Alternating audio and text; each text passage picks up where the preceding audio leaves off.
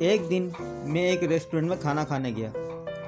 वहाँ 2 टेबल छोड़ के एक अधेड़ उम्र के बूढ़े मियाँ और उनकी बूढ़ी महबूबा भी बैठे हुए थे। इसी दौरान एक निहायत ही डिसेंट और खुश शक्ल भाई साहब होटल में दाखिल हुए और वाश बेसन पर हाथ धोकर कुछ फासले पर उनकी बराबर वाली टेबल पर बैठ गए।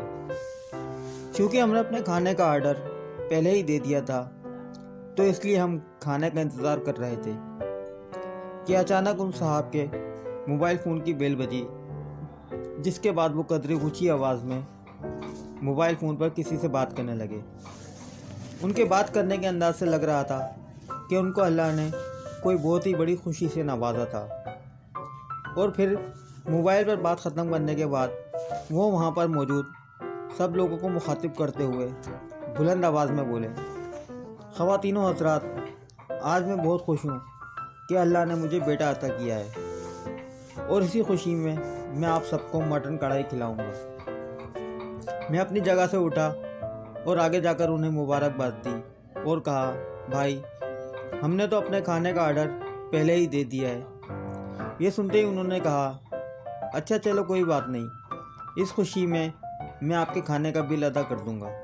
और फिर उन्होंने वहाँ पर मौजूद बाकी सब लोग बशमूल उन बूढ़े मियाँ बीजी और उनकी बुढ़िया के लिए मटन कढ़ाई का ऑर्डर किया और सबका बिल अदा करके अपना खाना खा के खुशी खुशी चले गए। चंद दिनों के बाद मैं अपने दोस्तों के हमरा एक पार्क गया तो क्या देखा कि वही साहब वहाँ पर एक 5 साल के बच्चे के हमरा झूले का टिकट लिए लाइन में खड़े थे।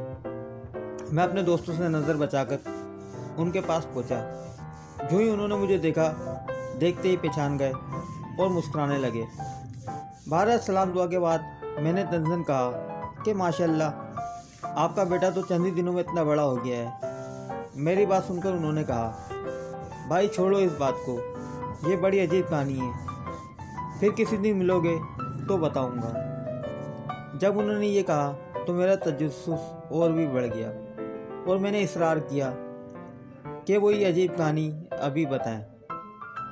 आखिर मेरे बहुत इसरार पर उन्होंने जो बात बताई, उसके बाद मैं अपने आप को बहुत छोटा समझने लगा।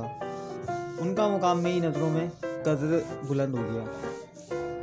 दोस्तों, उन्होंने बताया कि उस दिन जब मैं रेस्टोरेंट में दाखिल हुआ तो हाथ धोने के लिए वाश बेसन की तरफ गया और वहाँ हाथ धोते वक्त मैंने उन बूढ़े मियाँ जी और बूढ़ी अम्मा जी की बातें सुन ली थी।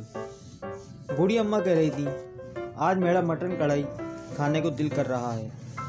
तो इस पर बूढ़े मियाँ ने बहुत अफसरदा लहजे में कहा कि मेरे पास पूरे महीने के लिए सिर्फ 2000 रुपये हैं। अगर कढ़ाई खाएंगे तो पूरा महीना कैसे गुजारा होगा। ऐसा करते हैं, आज दाल रोटी खा लेते हैं, कढ़ाई फिर किसी दिन खा लेंगे। उन साहब ने कहा कि इसी वजह से मैंने अपने मोबाइल की खुद ही बेल बजाकर वो बेटे की पैदाइश का ड्रामा किया था, ताकि मैं अपनी फर्जी खुशी के बहाने उनकी दिली खामोश खिदमत कर सकूं। मैंने कहा, तो भाई आज सिर्फ उन्हीं बुजुर्ग के पैसे दे सकते थे, आपने खामखा बाकी सब लोगों को खाना भी खिलाया और उनका बिल भी अदा किया।